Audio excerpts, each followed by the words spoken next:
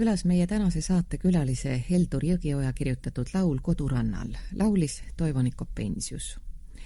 Miks just see laul ja miks just edasi tuleb juttu lauludest, mida saates kuulete, see selgub ka tänase saate käigus. Stuudios on Heldur Jõgioja ja ma võtaksin kinni äsja kuuldud laulu teksti ühest reast. Kogu elu elaks siin. Tänase saate pealkirjaks panin ka Kodukandi laulud. Heldur Jõgioja, teie loomingus ongi vist kodukant. Ma mõtlen seda Kesk- ja Kagu-Eesti kanti inspireerinud ehk kõige enam. Võib-olla küll, aga siin on üks niisugune huvitav asi, et ega see koha peal elamine inimest ehk nii inspireerigi kui eemalolek. Ja kui Eesti rahvaskord on selline rahvas, et teda on juutest lahti kistud, teda on pandud rändama siin ja seal, siis ilmselt väga paljud laulud on tekkinudki igatsusest. Vahele võiks märkida isegi seda, et arvatakse, et džäss Ameerikas sündis neegrite igatsusest Aafrika järele. Niisiis tegemist on lihtsalt igatsusega ja kui laulus on igatsus, siis ilmselt on ta pürgimine selle poole, kus kunagi end hästi tunti.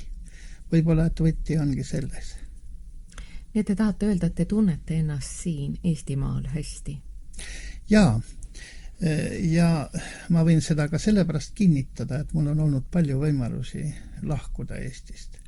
Kunagi ma tegin seda Venemaa suunas ja elasin üpris palju aastaid Eestist ära.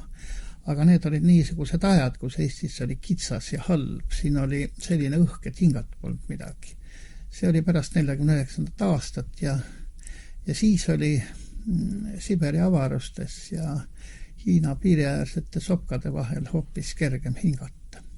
Aga üldiselt kõik võimalused minna kuhugi läände või üle lombi ei ole mind sellepärast haaranud, et ma arvan, et inimene peab siiski teenima seda rahvast, kelle hulgas ta on üles kasvanud.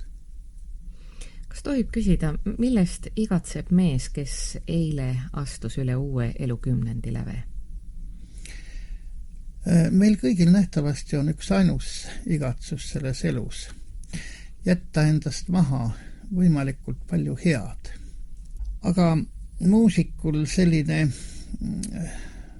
võimalus on õnneks antud teha lihtsalt midagi sellist, mis teda ennast rahuldab ja mis peaks temast jätma hea jälje.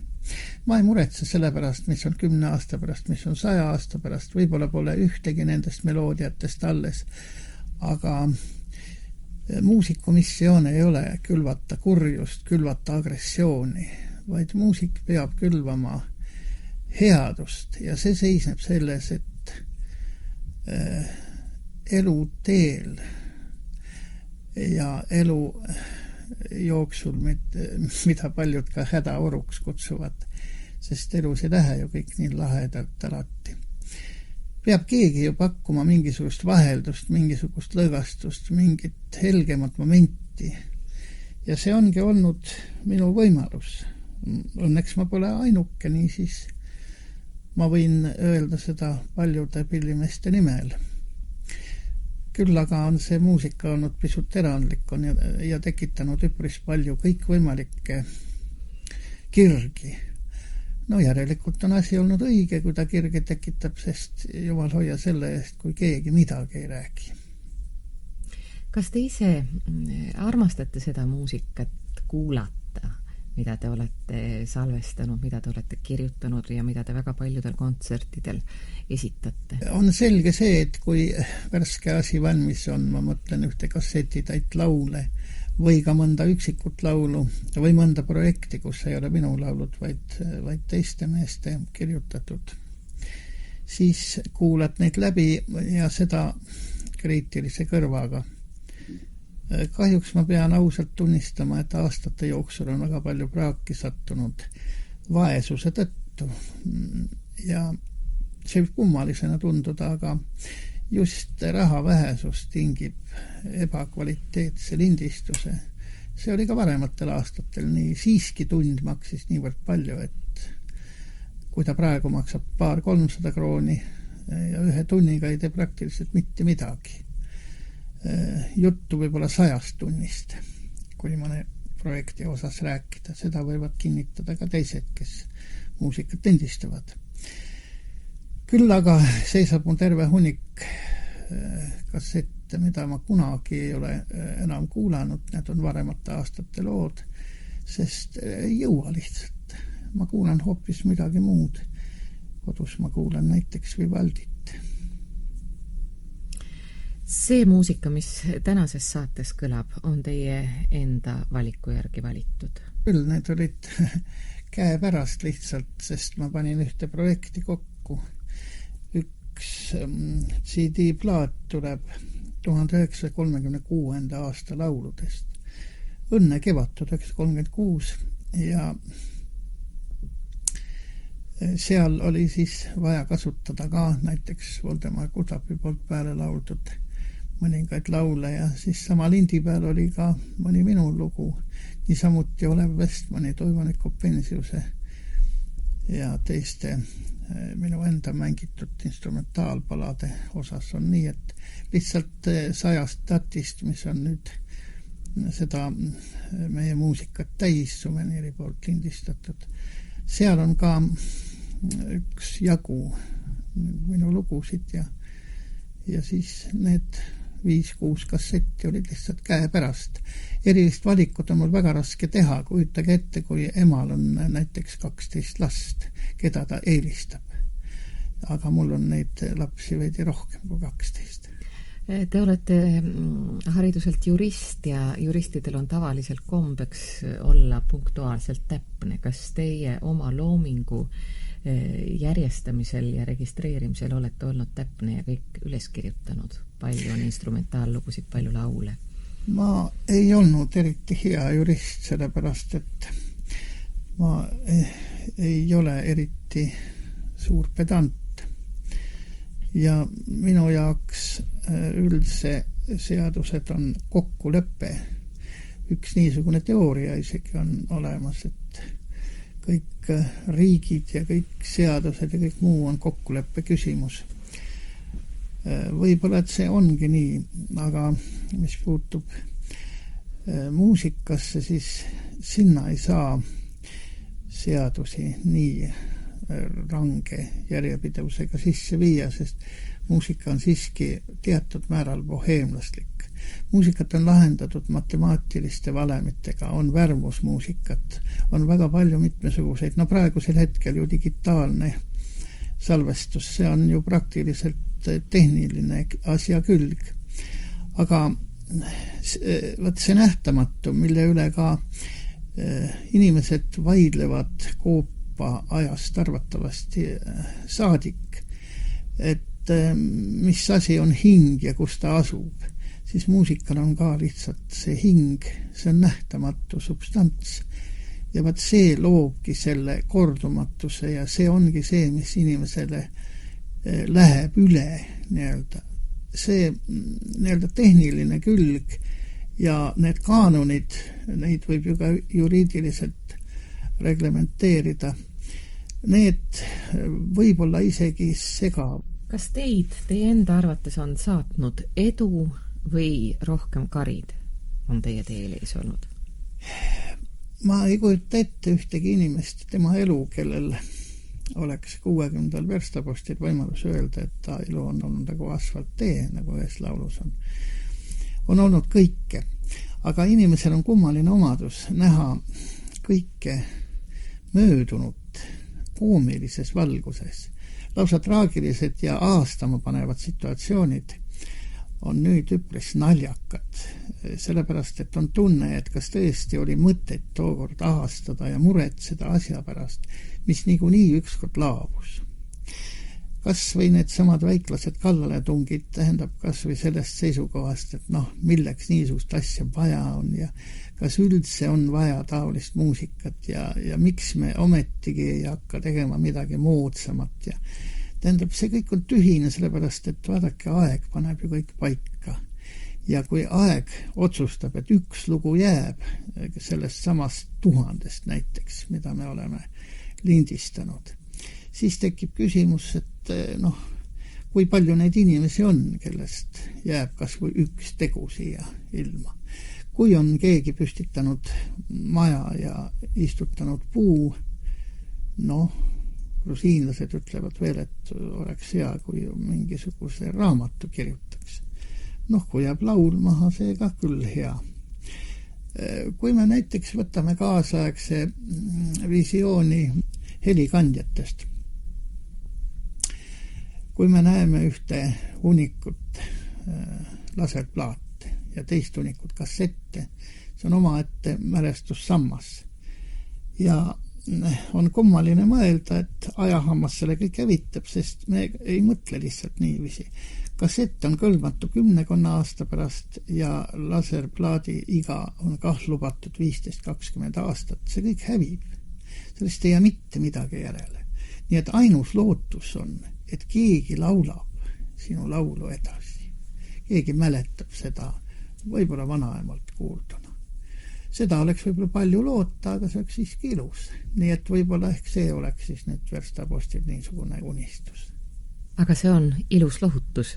Lohutus on ka järgmise laulu nimi, mida laulab Olev Vestman.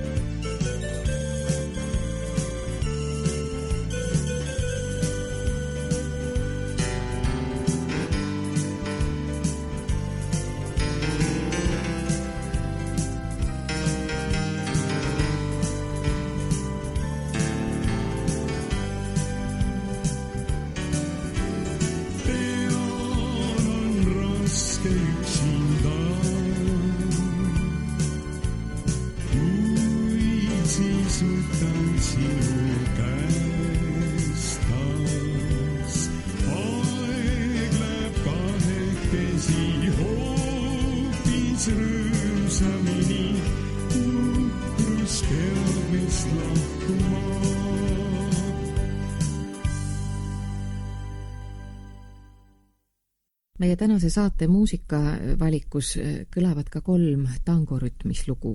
Kas sellel on ka mingi tähendus? Miks just tangod? Ma pean ütlema, et see rütm on mind lapsest peale köitnud. Ega tol ajal, kui Eesti Raadio oli kord Reval Sender ja kord Gavarit Tallinn ja nii edasi, siis sealt ei saanud ei objektiivset informatsiooni ega head muusikat. Tuli kuulata Soomet rohkem jagu. Soomest tuli minu lapsepõlve armastus. Tähendab akordioni, tangorütmi ja võib-olla ka selle kurvameelse Soome valsi vastu, mis tegelikult on pärit küll Venemaalt. Ma ei olegi aru saanud, miks Eestis tango ei ole nii populaarne. Ilmselt on tegu halva tantsuoskusega. Meie rahvas üldse oskab tantsida üpris kehvalt. Seda ei õpetata kusagil. See peaks olema minu arvates päris kooliprogrammis. Ei saa ju tõsiselt võtta 4/4 rütmis, mis praegu on meie eetri vallutanud, tammumist. Seda ei saa võtta tantsuna. Mul pole midagi selle vastu, see on noorte rida, aga ma kardan, et kuhugi mujale sattudes võib inimene sattuda lihtsalt rumalasse olukorda, kui ta ei oska neid tantsurütme, ta ei saagi ühte meeldivat tütarlast näiteks tantsima kutsuda, ta ei oska tangot tantsida, ta võib-olla ei oska isegi valsi tantsida. Loodame muidugi, et asi läheneval ajal paraneb ja see nähtavasti ka peab tulema, sellepärast, et palju siis võib ühes rütmis tammuda. Mis aga puutub tangosse, siis see on midagi päris erilist. Selles osas peab ütlema, et tango on üks väike selline sümfooniline poeem. Seal on sees väga palju, mis pakub huvi muusikule. Seal on kõik võimalikud arendused, seal on mitmehäälsus, polüfoonia, seal on olemas kõik võimalikud nüansid, ma mõtlen dünaamilised nüansid ja nii edasi ja nii edasi. Ja loominguliselt asjasse suhtudes võiks muidugi väga palju ära teha. Kahjuks ei ole minu tangod muidugi maailmaklass, aga ma olen ise nendega rahul ja põhiline ongi see, et inimene oleks oma tegemistega ise rahul selles mõttes, et saaks paremini, aga me väga hästi teame, et kui tehnilised võimalused ja see aeg, kust me tuleme, ei lubanud paremini, siis loodame tulevikus midagi uut teha paremini, seda vana kordama ei hakka. Põhimõtteliselt on siiski tangol ka oma raamid, ei saa tast meie tingimustes vähemalt küll midagi välja imeda muud, kui et võib olla parem orkestreering, võib olla ilusam viis. Aga tango jääb ikka tangoks selliseks salapäraseks, põnevaks ja väga-väga meeliköitvaks tantsuks. Kuulame Heldur Jõgioja kirjutatud tangot Unetul ööl, laulab Olev Vestman.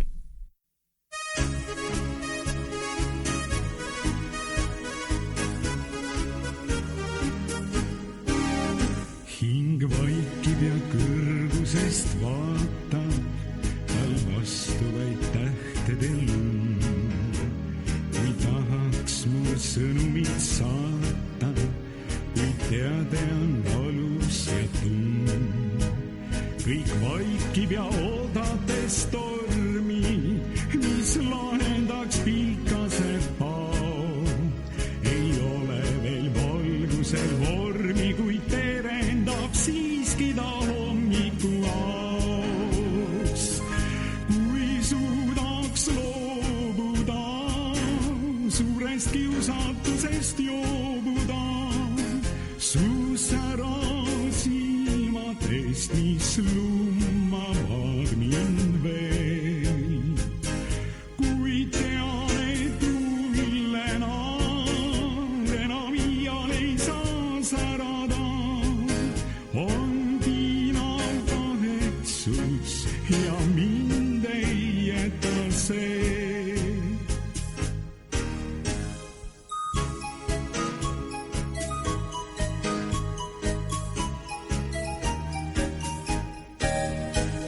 On ärkvel mu süda ta kuulab, teist südant ta otsimas veel. Kui tähetuul sõelub ja tuulab, nii valusaks muutub, sest meil on rohelus taevas lootuste aas. Sealt meelest päid peo peale võttes sa märkad, et tähed on rohuses maas. Kui suudaks loobuda, suurest kiusatusest joobuda, su säras ilmadest, mis lummavad mind veel. Kui tean, et ullenad enam iial ei saa särada, on piinav kahetsus ja mind ei jäta see.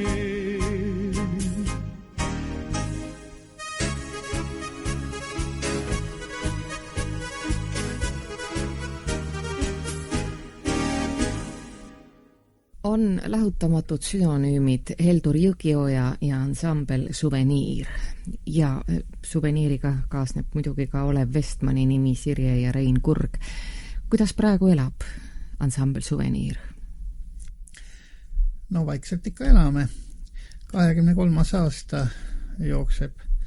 Ma olen mõelnud nii, et kui 25.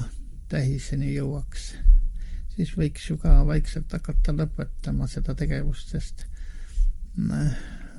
igal asjal, millel on algus, on ka lõpp. Ja kui kujutada nii seda graafiliselt, siis kunagi oli üks tore mäkke tõus ronimine ja siis oli seal harjal olemine, kus oli see populaarsuse tuul ja siis oli vaikselt harja ületamine, mis oli veidi tagant lükatud nende kõigi sündmuste poolt, mis Eestis aset leidsid. Ja see alla vaiksesse rahulikku orgu sinna kuhugi järve äärde puhkama, kännu peale istuma minek on läinud selle võrra kiiremini, et inimestel tekkis väga palju muid muresid. Muusika, kirjandus ja kõik pidi maad andma päris igapäeva muredele. Aga nii see läks ja ma ei leia, et selles oleks midagi ebaloomulikku. Küll aga ma arvan, et see tegevus, mis me oleme nüüd aastate jooksul, millega me oleme nagu suutnud rahvast teenida, see talletatuna mitmed moodi helikandjatele, see ikka jääb ja lõppude lõpuks, miski pole siin ilma sigamene. Oleviga me laulame päris hoolega veel. Sirje ja Rein Kurg on jäänud veidi kõrvale, aga me oleme ka nendega vahel koostööd teinud ja ma arvan, et me kohtume jälle 14. oktoobril, kui meil on kontsert Vanemuise kontserdisaalis, siis me jällegi laulame, mängime koos.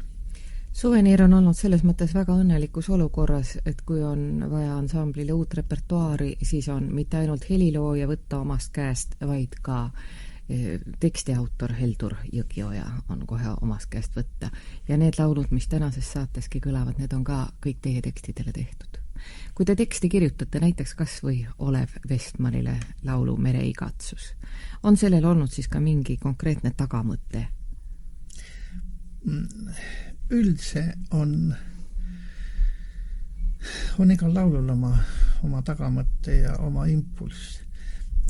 Millegi pärast Pärnus on üks koht, mille kohta ekstrasensid ütlevad, et seal on kosmos lahti. See on Pärnu Muuli läheduses ja seal ma olen kirjutanud 10 laule. Üks sama Mere igatsus tõepoolest on ekstra kohe Olevile kirjutatudki, sest ta on Pärnu poiss ja ma arvan, et ta nii mõtleb, nii nagu selle laulu tekst on. Kuulame.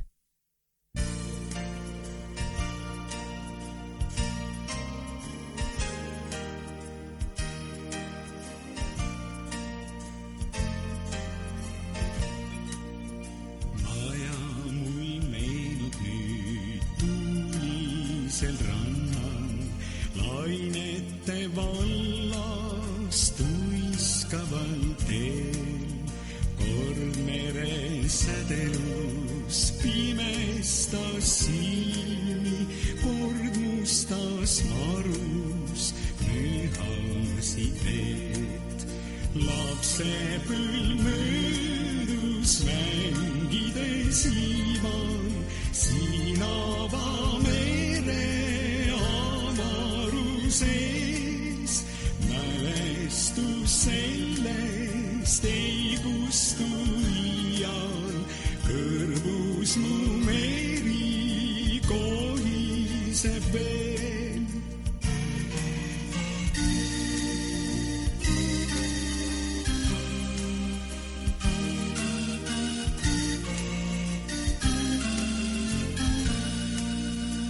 Aeg viinud ära mind koduselt kaldalt, kaugele jäänud sinavad veed, aga mu igatsus lõpeb ja algab just nagu meri mühaks mu sees. Lapsepõlv möödus mängides liival, siin avamere avaruses. Mälestus sellest ei kustu iial, kõrvus mu meri kohiseb veel.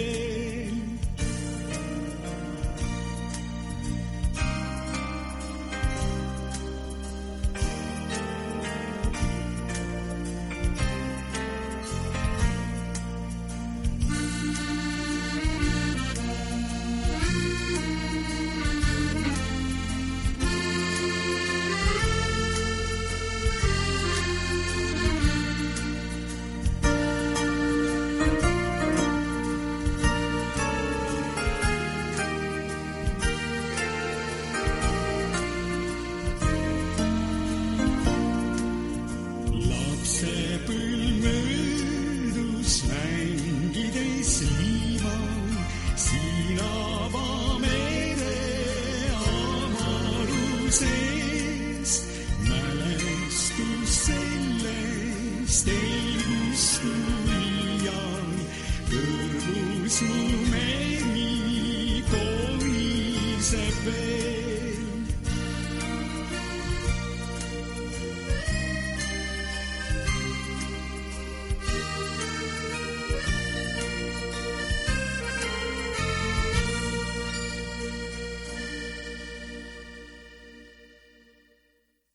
Ma tean ka seda, et Helduri Jõgioojal on olnud kunagi üks salaarmastus.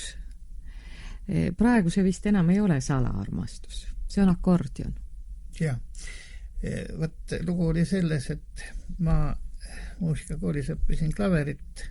Mind pukseeriti seal üpris ruttu välja küll, sest ma olin rohkem kinofänn, ma ei viitsinud harjutada. Ma istusin kinos ja vaatasin Kuninganna piraate ja Kannatuste saart ja teisi filme, mis tol ajal Harold Flynniga peaosas pakkusid rohkem pinget kui Tšerni või Burgmülleri harjutused.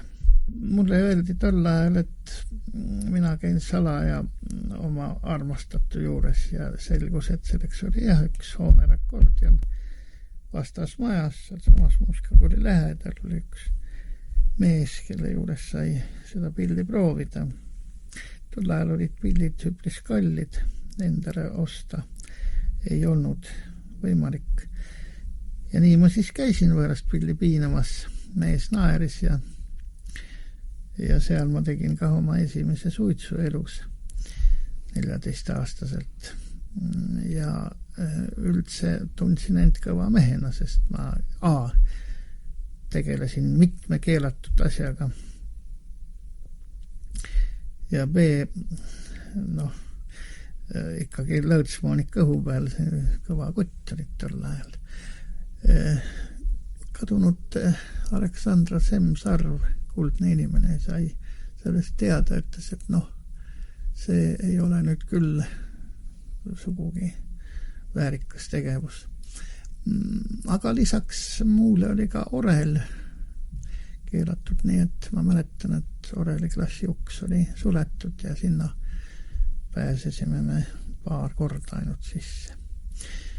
Aga peab ütlema, et häid pillimehi oli Saksa sõjaväes palju ja ma imetlesin nende Baieri lõõtsa mängimist ja mõni ohvitser mängis oma rindehoonerit, nii et poisikesel oli suu lahti. Elvas oli ka järve ääres orkester, kus sõjaväelased mängisid. Hiljem me tegime Elva kooperatiivis samasuguse viguri, mängisime seal väljas ja see oli üks ilus asi. Õhtusel ajal kõlas siis seal akordioni muusika, klaverit ei hakanud sinna ju keegi vedama. Ja siis vee peal oli seal eriline efekt. See kõlas väga, väga ilusti. Akordioni ma olen hiljem ka ikka mänginud ja omamata eriharidust ma ei ole end kunagi tituleerinud akordionistiks. Aga mõne loo ma olen ikka linti mänginud, täpsemini mõni 100 on neid olemas. Ja täna kõlab Hõbedane õhtu.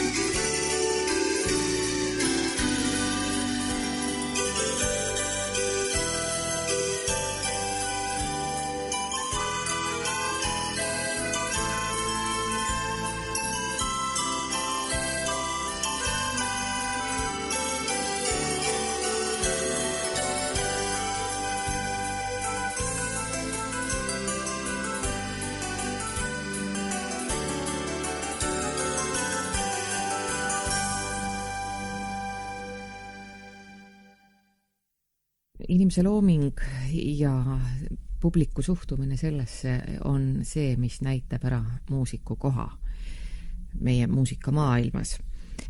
Ja ilmselt ka see, kes meie solistidest võtab helilooja loomingut esitada ja laulda. Kes on olnud need meie tuntud lauljad, kes Heldur Jõgioja laule on oma kontserdikavadesse lülitanud ja ka helikandjatele laulnud?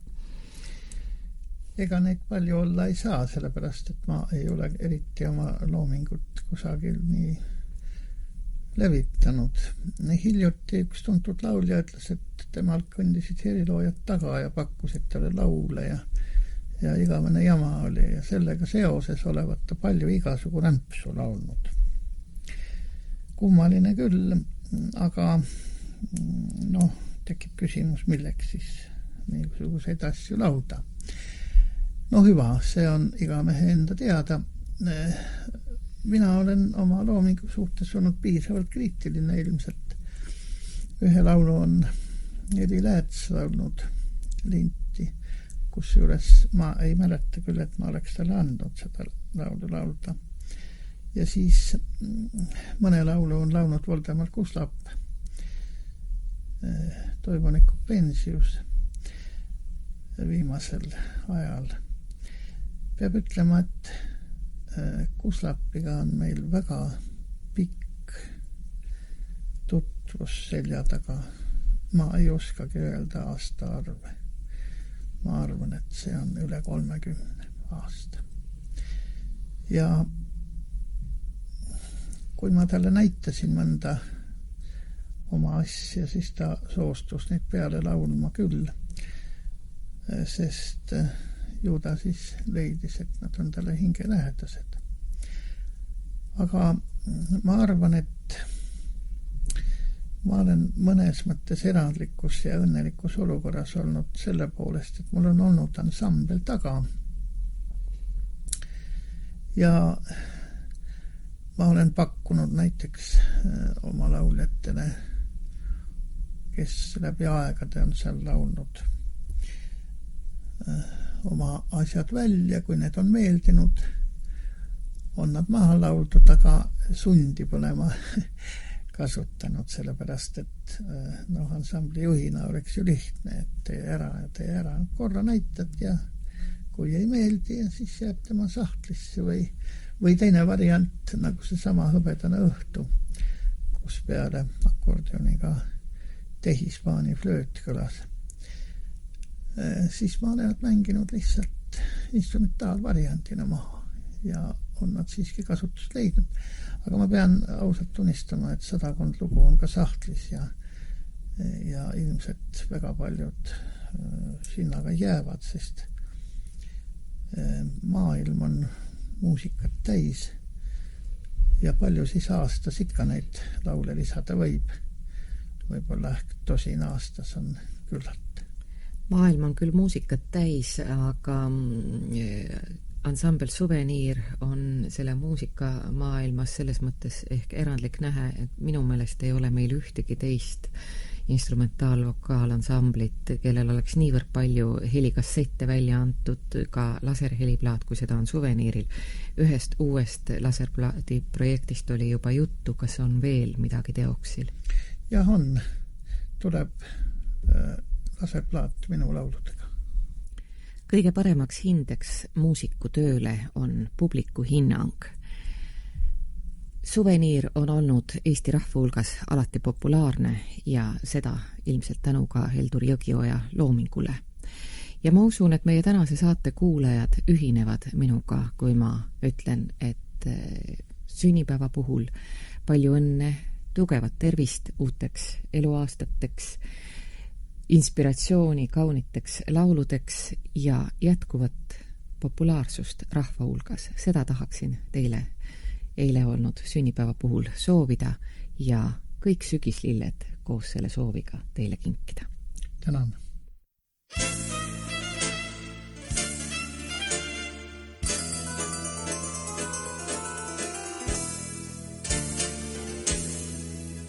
Juba sügis me parkides saani, ujub tiigi veel vahtrate tund. Kui ma puuderjast raamitud maali, tere punaste astrite tund. Looris on hommiku valge, külab kõrgustes kurdede hüüd. Krüsanteemid nii hõbejas valge, nende tähetund saabunud nüüd. Suvel sillerdas värvide vikergaar, nüüd gladioolide hõõbuvad sööd. Tühjas aias see viimane värvisaar, nagu sepaes punane köö. Ammu kevad läks äreva kiiruga, langes õunapult valevat lund. Sügis kohal on aastase tiiruga, tukkub Pärna võitest näund.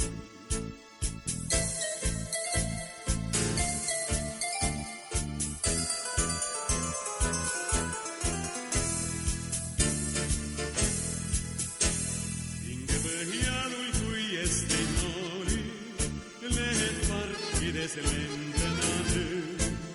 Sügishiilid ei külmades toori, ei neid hirmuta hallased öö. Järka valge lumi kõik katab, sügisel õhnas saab viimane sõõr. Veed ja rajad kõik tuisu ilmata, aga põue jääb lilledest rõõr. Suvel sillerdas värvide vikerkaar, nüüd gladioolide hõõguvad söö. Tühjas aias see viimane värvisaar, nagu sepas punane köö. Ammu kevad läks ära.